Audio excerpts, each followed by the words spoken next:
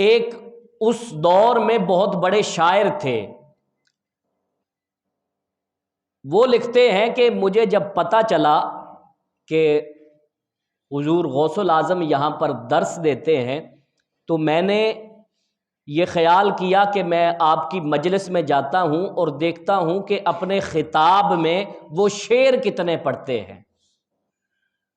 میں نے شروع میں عرض کیا تھا کہ یہ جو موضوع ہے تھوڑا خشک اس وجہ سے ہے کہ ہم یہ موضوع سنتے نہیں ہیں، ہم صرف کرامات سن کر اور باقی چیزیں سن کر چلے جاتے ہیں، تو آپ کا علمی مقام و مرتبہ بھی ہمیں سمجھنا چاہیے اور سیکھنا چاہیے۔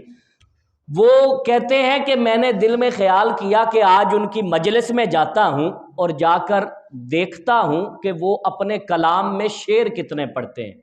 وہ کہتے ہیں کہ میں ایک دھاگا ساتھ لے گیا کہ جب بھی آپ کوئی شعر پڑھیں گے تو میں ایک گانٹھ دے لوں گا، تو اگر انگلیوں پہ گنتا رہا تو شاید بھول نہ جاؤں، تو وہ دھاگا ساتھ میں لے گئے اور مجلس میں بیٹھ گئے۔ 70,000 کا مجمع اور اس مجمع میں وہ بھی بیٹھ گئے شاعر۔ آپ جب کوئی شعر پڑھتے میں گانٹھ دے لیتا، جب کوئی شعر پڑھتے میں گانٹھ دے لیتا۔ تھوڑا وقت گزرا تو حضور غوث الاعظم میری طرف متوجہ ہوئے اور متوجہ ہو کر فرمایا کہ اے میری مجلس میں بیٹھ کر دھاگے پر گانٹھیں دینے والے، میں یہاں پر بیٹھ کر گانٹھیں کھولتا ہوں اور تم میری مجلس میں بیٹھ کر گانٹھیں دے رہے ہو۔ کہتے ہیں میں کھڑا ہوا اور میں نے کھڑا ہو کر توبہ کی، اور یعنی دل کی بات حضرت غوث اعظم نے منبر پر بیٹھے ہوئے بھانپ لی۔ پھر اس وقت میں نحو کے ایک بہت بڑے امام تھے، ان کا نام تھا خشاف نحوی۔ خشاف نحوی، یہ نحو کی بہت ساری کتابیں بھی ہیں ان کی۔ خشاف نحوی کہتے ہیں کہ میں نے حضور غوث الاعظم کا بڑا شعرا سن رکھا تھا، لیکن کبھی آپ کی مجلس میں جانے کا موقع نہیں ملا۔ تو ایک دن میں نے سوچا کہ میں جاتا ہوں اور اتنی تعریف سنی ہے، دیکھتا ہوں کہ وہ کیسا کلام کرتے ہیں۔ کہتے ہیں کہ میں نحوی تھا، مجھے اپنے علم پر گھمنڈ تھا۔